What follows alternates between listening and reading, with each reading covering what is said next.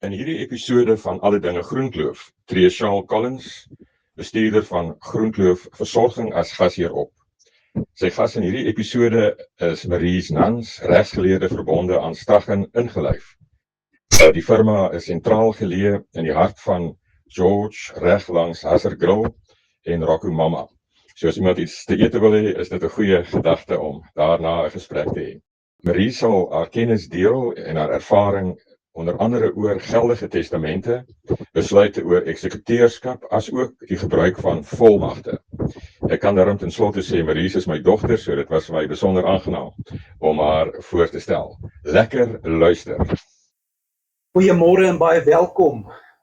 Ons het nog 'n episode van Alle Dinge Groenkloof en dit is ons Groenkloof Stichting se inisiatief om kommunikasie bietjie aan ons geleerdere te versprei ook. En ons kuier saam oor dinge wat ons glo ons inwoners kan bemagtig en sommer interessante dingetjies, dinge wat ons pad kruis. En dis altyd vir ons lekker om 'n gas op twee te hê. Vanoggend is ons gas Maries Nans. Sy kom bietjie met ons gesels. Maries, baie welkom. Dankie, Charles.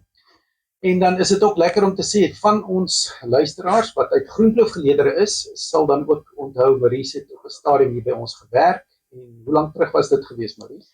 Sjoe, dit is seker al 'n goeie 8 jaar gelede en ek was omtrent vir meer as 5 jaar hier. Ja, lekker om terug te wees. Ja, dis hoekom is eintlik vir my half sommer net lekker om weer vir jou te verwelkom terug, want baie mense sal nog weet, hulle het met jou gesels op 'n stadium dalk. En jy was ook een van die deel van die span wat ingeskryf het in die hapgebou, né? Dis reg. Ja, dit was so opwindend. Ek onthou nog toe ons ingetrek het en hoe die gebou opgegaan het, so dis goeie herinneringe. Ja, baie stofstories. Ja, baie. Maries, ons gesels vandag oor 'n onderwerp wat ek dink baie keer amper soos 'n doktersafspraak is. Baie mense vermy dit so bietjie, maar dit gaan eintlik, en ons probeer vandag vir mense inligting gee oor testamente aan die een kant. En dan dink ek tesame met 'n testament is ons maar altyd die idee van 'n boedel, die idee van wat die testament nou eintlik ten doel het. En dan raak ons, ek glo ons gaan 'n bietjie tyd hê om te raak aan volmagte. Jy weet, hoe maak 'n mens besluite in hierdie verband? Maar kom ons trek weg net so vinnig. Jy is by 'n regsfirma betrokke en julle doen onder andere ook testamente en boedels. Jou advies wanneer dit kom by testamente. Ons persone wat luister hierna kan dalk 'n testament in plek hê, maar van hulle kan dalk ook 'n baie ou testament in plek hê. Hoe gereeld moet 'n mens hierdie dokument nasien? Ja, Charles, so ek is van Strachan Prokureurs. Ons het nou 5 firmas, 3 in die tuinroete, wat redelik onlangs is, George, Knysna en Plettenberg Baai, en dan ook in die Kaap en Johannesburg. En ons spesialiseer in eiendomsregs, reg veral oordragte van eiendomme, en dan ook boedels en bietjie kommersiële reg en so. So as iemand nou vir julle met 'n testament in die hand kom sien, dan kan julle nou vir hulle 'n bietjie advies gee rondom, die fynere details oor die dokument, en dalk moontlike voorstelle maak vir nuwe weergawe van so 'n dokument. Is dit reg? Ja, hulle kan definitief kom en ek dink elke persoon, jy weet, dis individueel wat mens die situasie evalueer en ook al die advies wat ek vandag gee, dis meer van 'n algemene aard. So as mens iets spesifieks wil hê, is dit maar beter om met jou unieke situasie te kom. En ook dan oor die vraag oor die hersiening van 'n testament. Dit is my mening dat na elke verandering in 'n mens se lewe. Byvoorbeeld nou, ons is nou meer in die aftree geleerdere. As mens 'n kleinkind het wat gebore word of as daar iets verander om dit te hersien. En dan ook maar elke 3 tot 5 jaar net te kyk. Mens hoef nie noodwendig iets te verander nie, maar net te kyk en seker te maak dat die wense nog ooreenstem met die huidige situasie. Ja. Ek dink mense op hierdie ouderdom, hulle verander ook. Ek meen hulle verkoop sekere van hulle bates, roerende bates byvoorbeeld. Voertuie wat nie meer nodig is nie, word baie keer verkoop en dan moet 'n mens nou besluit, jy weet, is dit nog deel van my testament gewees op 'n manier. En so ek hoor wat jy sê van veranderings, jy weet, en so aan. Sê wat maar die geldigheid van 'n testament. Baie keer kry mense wat sê, ja jong, jy weet, ek is seker of hy geldig is, of betekenis nie. Kan jy vir ons so een of twee goed sê? 'n Geldige testament behels handtekeninge van persoon wat die nalatenskap doen. Ja, so die testateur moet teken en dan moet daar ook 2 getuies wees. En baie belangrik, die 2 getuies moet teenwoordig wees en gesamentlik teenwoordig wees vir die testament om geldig te wees. 'n Ander belangrike aspek is dat iemand wat erf nie daardie testament as getuie kan teken nie. In so 'n geval sal die testament geldig bly, maar daardie persoon sal nie kan erf nie. Dis is dit beter om seker te maak dat al die formaliteite aan voldoen is en dat iemand wat 'n spesialis is daarna kyk. En as 'n mens nou begin dink oor testamente uit die aard van die saak in hierdie hoofstuk van mense se lewens verander dit ook. Daar is die beginsel van 'n gesamentlike testament. En dan is daar nou persone wat vir ons aandui nee, hulle het elkeen van die egpaar het hulle eie testament. Het jy 'n idee daaroor? Ja, Charles, dit is weer eens, jy kyk na jou spesifieke situasie, ook mense wat binne gemeenskap van goedere getroud is, daar is sekere dinge wat outomaties in plek is wanneer een van die partye sou sterf. En dan, soms is dit ook 'n tweede huwelik, en daar is kinders uit die eerste huwelik en die tweede huwelik, wat mense wil bevoordeel. In so 'n geval mag dit meer prakties wees om dan afsonderlike testamente te hê. Dan is daar soms ook testamente waar mens 'n reg vir die oorlewende gade wil registreer oor 'n eiendom. So daar's baie verskillende maniere om daarna te kyk en wat nou in jou geval die beste sal wees. Ja, ek dink dis die wat ek sê, partykeer is dit 'n ongemaklike gesprek en ek meen as ek vat in families, dit ontketen baie keer 'n bietjie van 'n ongemak. Dus ek dink hierdie gedeelte van die gesprek is waar die een lid van die egpaar nou die ander een so 'n bietjie in die ribbe stamp en sê ek het vir jou gesê. Ek het gesê ons moet hom op dat. Ja. Wel, weet jy net selfs uit 'n persoonlike oogpunt uit. Ek en my man het nou toe ons tweede kind gebore is, het ons besef ons moet ook nou weer kyk. En selfs net jy weet dit is nie maklik om met mense eie sterflikheid gekonfronteer te word altyd nie. Natuurlijk. En dit is dan 'n situasie wat mense veral as jy nou jonger kindertjies het, aan dinge wil dink wat jy nie noodwendig wil dink nie, maar ek dink daai gemoedsrus om te weet, dit is nou alles is aan gedink, alles, jy weet mense dit deurdink, mens weet wat gaan gebeur. Dit is baie gerusstellend, dit bring geweldige gemoedsrus aan die einde. So vir iemand wat op die stadium ongemaklik voel om dit aan te pak, dit is die moeite werd na die tyd, dink ek voel mens. Ek wil by jou aansluit om te sê, ek dink dis die hoofoogmerk. Dis as 'n mens op daai punt kan kom waar jy kan ontspan en sê dinge is in plek. Want jy het nou net daaraan geraak jy sê dit is immers my nalatenskap. En ek wil graag sien dat my wil deurdra op die manier wat ek nou, as ek nie meer hier is om daaroor te stuit nie. Wat my bring by eksekuteurskap. Baie van ons persone in ons eie geleedere in Groenkloof trek van elders. En dit kan wees dat hulle baie goeie ooreenkoms daar met 'n auditeursfirma gehad het of 'n prokureursfirma gehad het, maar dat hulle nou geografies verder weg is. Jou raad in terme van eksekuteurskap, maak dit 'n verskil om 'n lokale eksekuteur te hê of is ons tegnologie op die punt waar ons kan aanvaar, dit maak nie 'n groot verskil. Ja, kyk Charles, ek dink dit vir my logisties maak dit meer sin om 'n plaaslike prokureur aan te stel, 'n plaaslike eksekuteur, omdat dit so 'n persoonlike, hoe kan ek dit stel, dit is so 'n persoonlike taak, dit is waarmee mens opgelê word en dit is goed om te weet, die persoon kan by jou aandoen indien dit nodig is. Ja. En dat daardie persoon na die meesterskantoor toe kan gaan plaaslik, dit kan uitsorteer, die bankrekeninge kan doen. Dit is moontlik om 'n eksekuteur te hê wat ver is, maar ek dink logisties maak dit vir my net meer sin omdat dit so 'n persoonlike tipe taak is. En dit bring ons eintlik by boedelbeplanning, né? Want die boedel wat beskryf word in so 'n testament in die dokument en in terme van om daai persoonlike gesprek te hê waar jy vir die persoon jou emosie eintlik oordra oor sekere aspekte van hierdie boedel. Ja, ek dink boedelbeplanning is juist die sambreel waaronder dit alles val. Op die einde van die dag, dit is persoonlik en mense het sekere wense en jy het 'n nalatenskap en jy wil baie seker maak dat jou wense uitgevoer word. Dit is 'n uiters dit is 'n vreeslike vertrouensverhouding wat mens het met jou eksekuteur.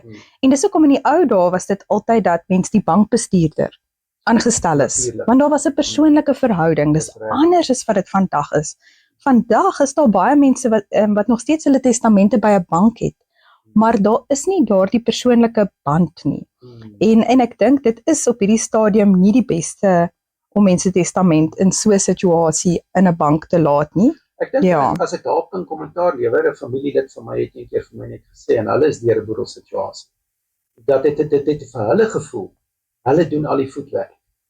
Dis asof die persoon wat aangestel was om daai boedel te beredder, eintlik net alles gedelegeer het. En hulle moes gaan en die lokale goedjies te gaan doen en die sertifikate gaan kry en die rekeninge. Wat en dis nogal, jy weet, dit was vir my opmerklik om te sê as ou dan nou in elk geval al hierdie werk moet doen. Ja. Jy weet waaroor gaan die eksekuteurs fooi? Nee, Jy weet, presies. Want dis nou ook 'n ding, jy weet, eksekuteurs fooi die plafon op hierdie stadium bevestig net is 3.5. 3.5% is die voorgeskrewe fooi en dan ook 6% op enige inkomste wat na die datum van dood deur die boedel verdien word as dit nou huurinkomste of so tipe iets is. Ja. Maar nou, kom ons praat oor die 3.5%. Dit is maar so dat mense kyk daarna, veral wanneer dit 'n bietjie jy weet wat is 'n groot boedel, mense weet mos nou nie presies nie, maar as dit nou reuse bedrae raak, dan is 3.5% wesentlik. So in terme van jou gevoel, die mense wat jy mee saamwerk en die persone wat jy van bewus is daai iets wat hoe kan ek sê, wat bespreekbaar is? Is daar 'n manier wat jy in so 'n gesprek met jou eksekuteur kan ingaan en kan sê, hoorie, ek waarteen watter bedrag kan julle dit beroep? Is dit iets wat op is vir bespreking? Definitief, Shaal. Ek dink veral wanneer mens kyk na die groter boedels, dan omdat dit dieselfde hoeveelheid werk, daar mag dalk bietjie meer wees vir 'n groter boedel as daar meer bates is.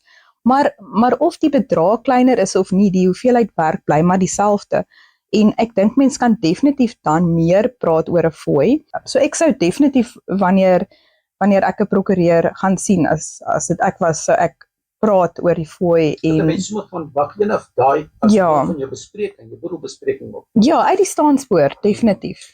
Ek het al gehoor en op 'n stadium het ek kennis geneem dat mense stel hulle eie familie of hulle kinders aan as eksekuteurs. Jou gevoel daaroor?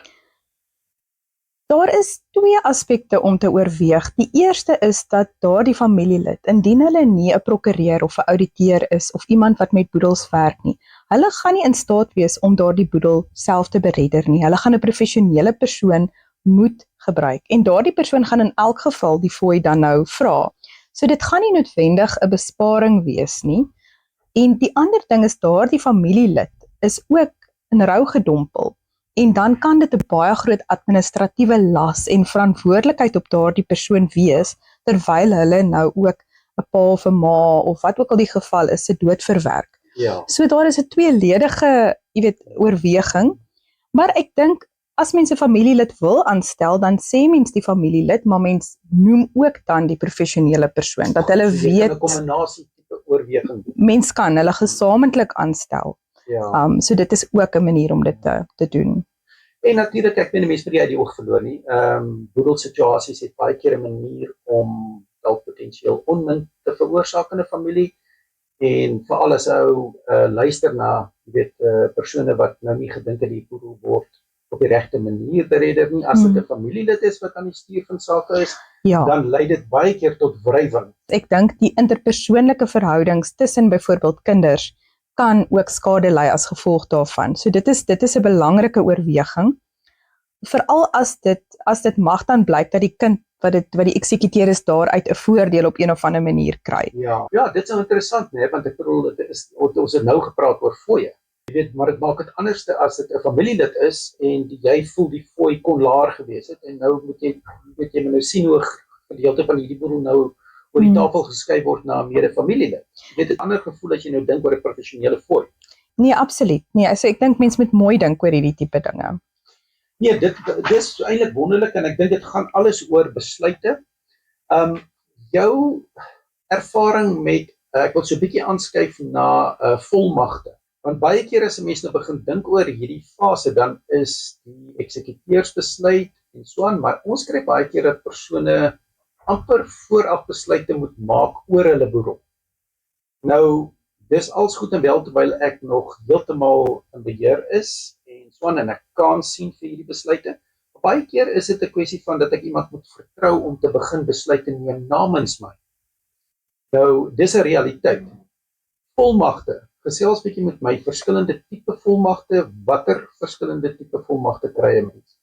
Goed, so mens kry 'n spesiale volmag wat vir iemand basies dan nou oor 'n spesifieke transaksie die mag te gee om namens jou op te tree, asof jy self opgetree het. So dit sou wees byvoorbeeld die koop van 'n eiendom. Kan mens iemand 'n spesiale volmag of prokurasie gee om dit namens jou te doen? En dan is daar die algemene volmag wat ek dink veral relevant raak vir as mense in 'n aftreë situasie is. En baie mense is onder die wanindruk dat 'n volmag juis werk wanneer mens dalk nie meer handelsbevoeg is nie en dat iemand dan kan oorneem. Maar dit is nie die geval nie. 'n Volmag, wanneer die persoon wat dit gegee het, nie meer in staat is om dit terug te trek of dit weer te gee nie meer handelsbevoeg is nie, demensie het of so iets, dan verval daardie volmag outomaties. Dis nogal 'n ding wat ek nie baie mense besef. En dan as dit verval het, praat ons van 'n Hooggeregshof aansoek. As mens dan iemand se sake namens hulle wil hanteer en dan sal die hof 'n kurator aanstel om daardie sake te hanteer. Die Hooggeregshof aansoek is uiteraard baie duur en dit kan vreeslik uitgerek wees. En dan daardie kurator wat aangestel is, sal ook dan nog 'n maandelikse fooi betaal word in meeste gevalle. Ja, so my advies is ek persoonlik gesit het in 'n situasie waar ek my 80-jarige ouer se sake gedoen het, hulle internet banktransaksies betaal het, al die basiese goedjies en al die kinders, die erfgename sit om dieselfde vuur en ek sien daar's tekens van vergeetachtigheid, dan sou ek nie noodwendig gehaas het om 'n formele diagnose te laat maak nie, tensy daar 'n ander goeie rede is. Ek sou eerder met 'n prokureur gaan praat om net die situasie te evalueer en te kyk, is daar 'n ander werkbare oplossing of is die persoon eintlik nog, jy weet, in terme van handelsbevoegdheid, dalk is hulle nog handelsbevoeg genoeg vir jou om net so aan te gaan. En ja, daar's baie faktore om te oorweeg. Net gebaseer op ons ervaring. Baie keer wanneer ons praat van kognitiewe agteruitgang of elemente van demensie, dan is dit opmerklik om te sien dat dit baie keer kom en gaan, val in die vroeë fase, dat disoriëntasie kom, maar dan kry jy helder dae. Presies. En dit is eintlik dan opmerklik om te kan sien, as 'n ou persoon besluite moet maak, om 'n die regte tyd te kies, om daai besluite dalk op die tafel te sit, as deel van hierdie afhandelingsproses. Ja, Charles, en bygesê, jy weet, wat mens ook moet besef, is daar is 'n rede waarom 'n volmag verval wanneer 'n persoon nie meer handelsbevoeg is nie. Dit is ook om daardie persoon te beskerm. Want iemand wat nie meer by hulle volle positiewe is nie, kan natuurlik maklik uitgebuit word.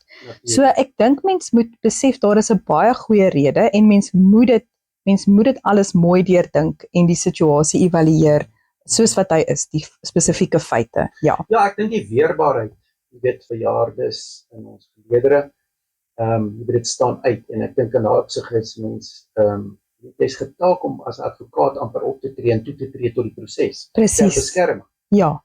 Maar ek dink jy weet in ons geval ook met Groenkloof, jy weet die transaksies waarby 'n persoon betrek is. Jy weet ons praat van die lewensreg lewensreg verkoop en kooptransaksie wat by die huise ter sprake is en by die woonstelle. En daar's bepaalde besluite wat 'n mens op daai manier kan uitoefen.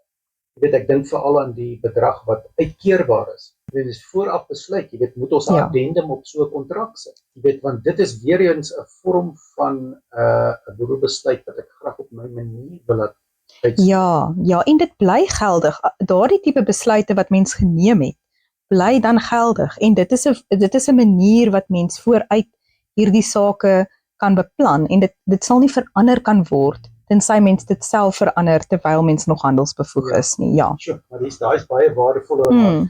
Nee, en die ding is ek dink vir persone wat luister ook, ek dink die gedagte wat ons by hulle wil laat is tydig. Jy weet dat 'n mens miskien gaan sit, is dalk ongemaklik, maar dat mens tydig oor hierdie dinge dink. En as daar besluite is wat geformaliseer moet word en wetlik korrek gestaaf moet word, dat mens tyds die dinge doen. Ja. Praat met my bietjie oor die lewensleer. As jy nou so begin, jou ervaring as 'n persoon hierdie proses mooi dryf en hulle dokumente bymekaar het. Wat sou ons vir ons luisteraars kan sê? Wat moet ons so lewensleer wees? So ons het juis ook lewensleers wat ons by Strachan Prokureurs het met 'n hele lys wat ons aan julle kan bekendstel en wat mens miskien op die WhatsApp groep of so kan versprei. Maar basies is dit die belangrike dokumente, die oorspronklike testament. 'n Afskrif sal nie doen nie. Die meester aanvaar geensins 'n afskrif nie. Ek hou daarvan wanneer ek testamente teken om meer as een oorspronklike weergawe van dieselfde testament te teken en dan op meer as een plek te hê. Ja, ja. Dit is belangrik om seker te maak dat mense familie bewus is waar dit is. Ek weet by julle by Groenkloof is ook baie proaktief met hierdie tipe dinge en dan ook alle belangrike dokumentasie, die verband, jy weet, mense titelakte. Ja.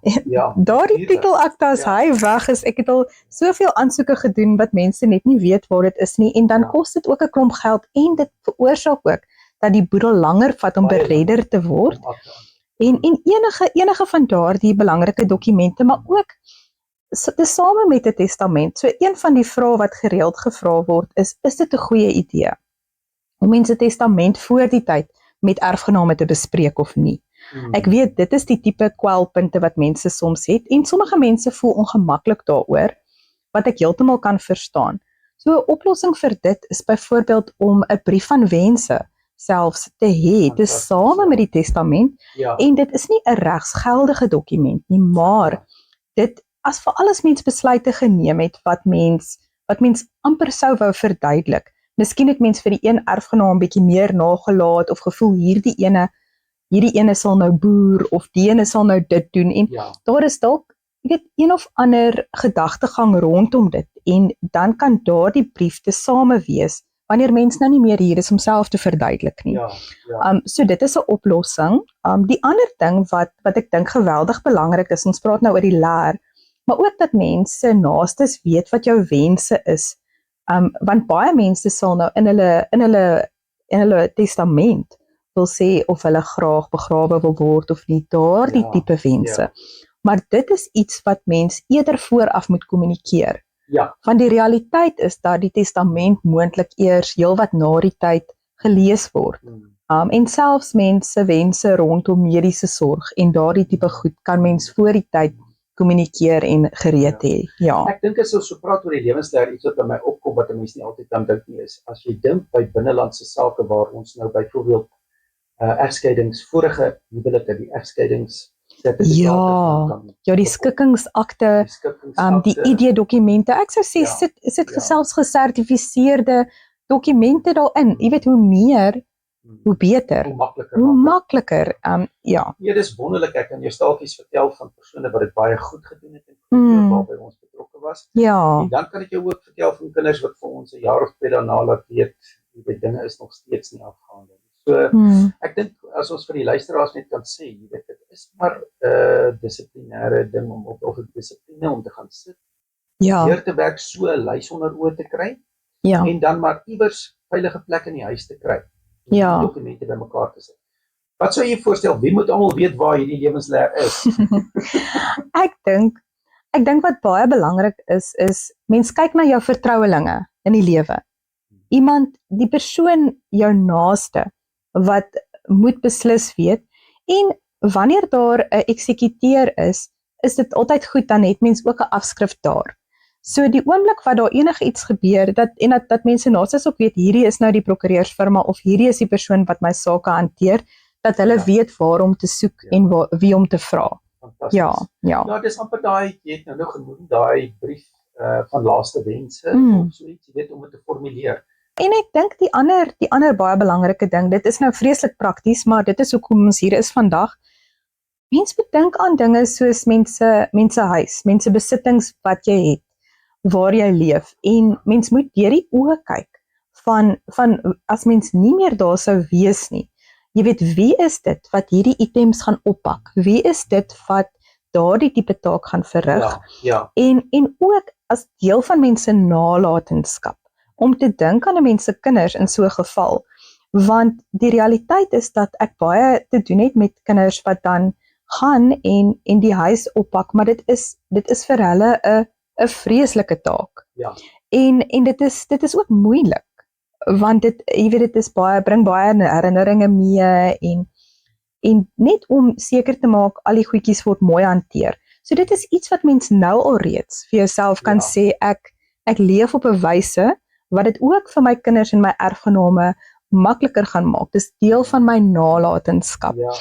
Ja. Ek dit baie keer in wat het jy vir ons ook gesê, ons moenie onderskat jou digitale O lewe ja.